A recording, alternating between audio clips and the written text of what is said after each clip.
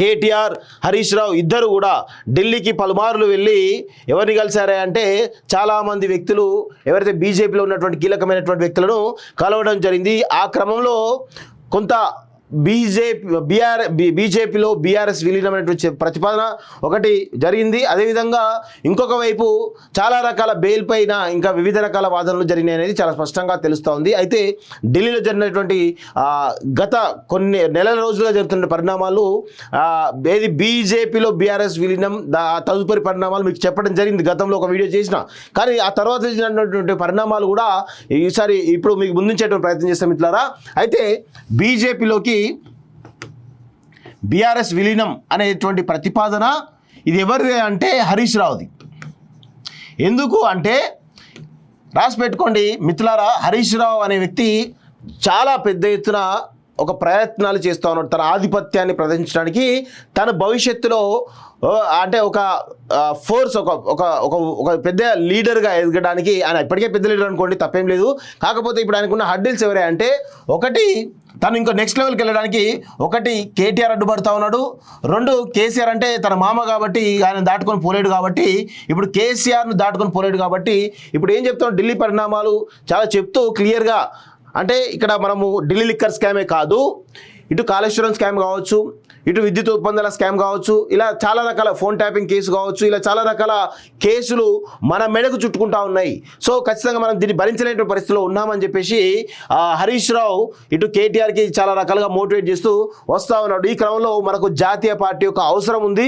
So ఇటు కవితకు bail రావాలన్నా కానీ లేదంటే మన చుట్టూ అనేకమైన అవినీతి ఆరోపణలని మన పైన, సో వాటి నుంచి బయటపడాలంటే ఖచ్చితంగా బీజేపీ ఒక్కటే మనకు శరణ్యం. సో వాళ్ళు ఒక ప్రతిపాదన తీసుకొస్తా ఉన్నారు, బీజేపీలోకి మన బీఆర్ఎస్ పార్టీ విలన్ చేయడానికి ప్రతిపాదన తీసుకొస్తా ఉన్నారు.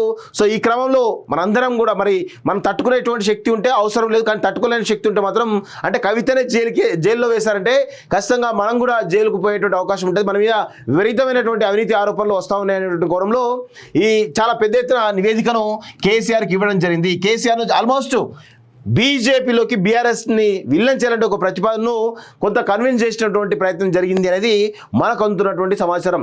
సో ఈ క్రమంలోనే హరీష్ రావు మొదట వెళ్ళి బీజేపీ సంబంధించినటువంటి నాయకులతోటి చర్చలు జరిపిండు. సో ఖచ్చితంగా కవితకు బెయిల్ ఇవ్వాల్సింది, అదేవిధంగా ఈ మా చుట్టూ పెద్ద ఎత్తున అవినీతి ఆరోపణలు ఉన్నాయి, వాటన్నిటిపైన కాపాడుకోవాలి కాబట్టి ఖచ్చితంగా మేము బీజేపీలోకి మా బీఆర్ఎస్ పార్టీని విలన్ చేస్తాం, మీరు ఎట్లా చెప్తే అట్లా వింటామని చెప్పేసి చెప్తున్నాడు. అయితే ఇక్కడ చెప్పడం వల్ల ఆయనకు రెండు రకాల అడ్వాంటేజ్ ఉంటాయి. ఇక్కడ బీజేపీ రాష్ట్ర నాయకత్వంలో వాస్తవంగా చెప్పాలంటే హరీష్ రావు కనుక వస్తే హరీష్ రావును మించిన లీడర్ ఉండరు. అంటే ఇక్కడ చాలా రకాల ఉన్నాయి. ఒకటి ఈటల్ లాంటి ఒక ఫోర్స్ ఉంది, అదేవిధంగా కిషన్ రెడ్డి లాంటి పవర్ఫుల్ లీడర్ ఉన్నారు, అదేవిధంగా ఇటు బండి సంజయ్ ఉన్నాడు, అదేవిధంగా రఘునందన్, అదేవిధంగా ఇటు అరవింద్ లాంటి చాలా పెద్ద లీడర్స్ ఉన్నారు వీళ్ళంతా.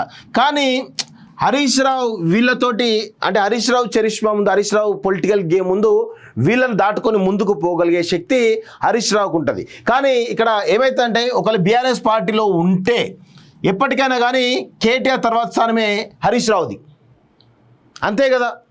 కేటీఆర్ ఏనాటికైనా కానీ కేటీఆర్ ఉన్నన్ని రోజులు, కేసీఆర్ బతుకున్న రోజు కావచ్చు, కేటీఆర్ ఉన్న రోజు కావచ్చు, బీఆర్ఎస్ పార్టీలో ఇగో ఈయన పొజిషను ఎప్పటికైనా కానీ ద్వితీయ స్థానమో తృతీయ స్థానం ఉంటుంది తప్ప మొదటి రాలేడు. కాబట్టి ఈ ప్రతిపాదనతోటి మొత్తానికైతే బీజేపీలోకి వస్తే ఇటు ఈటల యాక్సెప్ట్ చేయొచ్చు, అరవింద్ యాక్సెప్ట్ చేయొచ్చు, అంటే అందరికీ ఆమోదయోగ్య వ్యక్తి కాబట్టి ఖచ్చితంగా ఈ కోర్టులో బీజేపీ కోర్టులో తన గేమ్ను ఇష్టం వచ్చినట్టు ఆడొచ్చు అనేది హరీష్ రావు యొక్క ఒక మాస్టర్ ప్లాన్.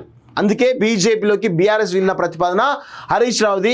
ఢిల్లీలో చర్చలు జరిగినట్టు క్రమంలో మరి అసలు నీకేం సంబంధం, అసలు నువ్వు కాదు కదా, కేసీఆర్నైనా వాళ్ళ కొడుకునైనా పిలిస్తే దాన్ని బట్టి మాట్లాడదామని చెప్పేసి అంటే అప్పుడు కేటీఆర్ని తీసుకొని మళ్ళీ ఢిల్లీకి పోయి మళ్ళీ బీజేపీ నాయకులను కలిసి చాలా రకాల ప్రయత్నాలు చేసిరు. అయితే దానికి బీజేపీలో బీఆర్ఎస్ విలీనాన్ని కేటీఆర్ ఒప్పుకోవడం లేదు.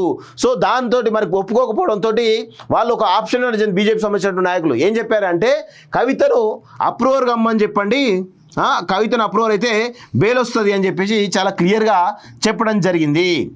అప్రూవర్ కమ్మని చెప్పేసి అంటా ఉన్నారు. సో ఈ ప్రతిపాదనను, ఈ అప్రూవర్ కావాలన్నటువంటి ప్రతిపాదనను కేటీఆర్ తన చెల్లకు చెప్పడం జరిగింది అప్రూవర్ కమ్మని చెప్పేసి. అంటే ఆమె ఒకటే మాట చెప్పింది. ఏం చెప్పింది అంటే, నేను అప్రూవర్ అయితే ఆ నేరం చేసినట్టు అంగీకరించినట్టయితే నా రాజకీయ భవిష్యత్తు ఇక్కడితో సమాప్తం అవుతుంది, కాబట్టి నేను ఎట్టి పరిస్థితుల్లో ఒప్పుకోనని చెప్పేసి చెప్పడంతో కేటీఆర్ కొంత సంకట స్థితిలో పడ్డాడు అనేది మనకు తెలుస్తున్నటువంటి సమాచారం. సో అందుకే ఇప్పుడు కవితకు ఈరోజు బెయిల్ వస్తుందా రాదా అనేది పెద్ద ఎత్తున ఒక చర్చ అయితే జరుగుతూ ఉంది. అయితే సోషల్ మీడియాలో బీఆర్ఎస్ పార్టీ సంబంధించినటువంటి నాయకులు చాలా పెద్ద ఎత్తున మా అక్క రాబోతుంది అండి, చాలా కాల నిరీక్షణ తర్వాత రాబోతుంది అంటుంటే కొంత పాజిటివ్ వైబ్స్ కనబడుతూ ఉన్నాయి. పాజిటివ్గా మరి మేబీ బయటకు వచ్చేటువంటి అవకాశం కనబడుతుంది. దాని వెనకాల ఎలాంటి పరిణామాలు జరిగినాయి అనేది కూడా తెలిసేటువంటి అవకాశం తెలియదు. మొత్తానికైతే బీజేపీ తోటి కొంత చర్చలు అయితే చాలా సీరియస్గా జరిగిన విషయం వాస్తవం. సో దానిలో భాగంగానే హరీష్ రావు అనేటువంటి వ్యక్తి ఇటు బీజేపీని ఏ విధంగా మేనేజ్ చేయాలి, అదేవిధంగా బీజేపీలో బీఆర్ఎస్ విలీనం అయితే ఏ విధంగా మేనేజ్ చేయాలి, అదేవిధంగా కేటీఆర్ ఏం చేయాలనే కోణంలో ఆయన చాలా సీరియస్ ప్రయత్నాలు చేస్తూ ఉన్నాడు. కేటీఆర్ హరీష్ రావు ఇద్దరు కూడా ఢిల్లీకి పలుమార్లు వెళ్ళి ఎవరిని కలిశారే అంటే చాలామంది వ్యక్తులు ఎవరైతే బీజేపీలో ఉన్నటువంటి కీలకమైనటువంటి వ్యక్తులను కలవడం జరిగింది. ఆ క్రమంలో కొంత బీజేపీలో బీఆర్ఎస్ విలీనమైనటువంటి ప్రతిపాదన ఒకటి జరిగింది. అదేవిధంగా ఇంకొక వైపు చాలా రకాల బెయిల్ పైన ఇంకా వివిధ రకాల వాదనలు జరిగినాయి అనేది చాలా స్పష్టంగా తెలుస్తూ ఉంది. అయితే ఢిల్లీలో జరిగినటువంటి గత కొన్ని నెలల రోజులుగా జరుగుతున్న పరిణామాలు ఏది బీజేపీలో బీఆర్ఎస్ విలీనం తదుపరి పరిణామాలు మీకు చెప్పడం జరిగింది. గతంలో ఒక వీడియో చేసిన, కానీ ఆ తర్వాత జరిగినటువంటి పరిణామాలు కూడా ఈసారి ఇప్పుడు మీకు ముందుంచేటువంటి ప్రయత్నం చేస్తాం మిత్రులారా. అయితే బీజేపీలోకి బీఆర్ఎస్ విలీనం అనేటువంటి ప్రతిపాదన ఇది ఎవరిది అంటే హరీష్ రావుది. ఎందుకు అంటే రాసి పెట్టుకోండి మిత్రులారా, హరీష్ రావు అనే వ్యక్తి చాలా పెద్ద ఎత్తున ఒక ప్రయత్నాలు చేస్తూ ఉన్నాడు తన ఆధిపత్యాన్ని ప్రదర్శించడానికి. తన భవిష్యత్తులో అంటే ఒక ఫోర్స్ ఒక పెద్ద లీడర్గా ఎదగడానికి, ఆయన ఇప్పటికే పెద్ద లీడర్ అనుకోండి తప్పేం లేదు. కాకపోతే ఇప్పుడు ఆయనకున్న హడ్డిల్స్ ఎవరే అంటే, ఒకటి తను ఇంకో నెక్స్ట్ లెవెల్కి వెళ్ళడానికి ఒకటి కేటీఆర్ అడ్డుపడతా ఉన్నాడు, రెండు కేసీఆర్ అంటే తన మామ కాబట్టి ఆయన దాటుకొని పోలేడు కాబట్టి, ఇప్పుడు కేసీఆర్ను దాటుకొని పోలేడు కాబట్టి ఇప్పుడు ఏం చెప్తాం, ఢిల్లీ పరిణామాలు చాలా చెప్తూ క్లియర్గా, అంటే ఇక్కడ మనము ఢిల్లీ లిక్కర్ స్కామే కాదు, ఇటు కాళేశ్వరం స్కామ్ కావచ్చు, ఇటు విద్యుత్ ఒప్పందాల స్కామ్ కావచ్చు, ఇలా చాలా రకాల ఫోన్ ట్యాపింగ్ కేసు కావచ్చు, ఇలా చాలా రకాల కేసులు మన మెడకు చుట్టుకుంటా ఉన్నాయి. సో ఖచ్చితంగా మనం దీన్ని భరించలేని పరిస్థితిలో ఉన్నామని చెప్పేసి హరీష్ రావు ఇటు కేటీఆర్కి చాలా రకాలుగా మోటివేట్ చేస్తూ వస్తూ ఉన్నాడు. ఈ క్రమంలో మనకు జాతీయ పార్టీ యొక్క అవసరం ఉంది. సో ఇటు కవితకు బెయిల్ రావాలన్నా కానీ, లేదంటే మన చుట్టూ అనేకమైన అవినీతి ఆరోపణలని మన పైన, సో వాటి నుంచి బయటపడాలంటే ఖచ్చితంగా బీజేపీ ఒక్కటే మనకు శరణ్యం. సో వాళ్ళు ఒక ప్రతిపాదన తీసుకొస్తా ఉన్నారు, బీజేపీలోకి మన బీఆర్ఎస్ పార్టీ విలీనం చేయడానికి ప్రతిపాదన తీసుకొస్తా ఉన్నారు. సో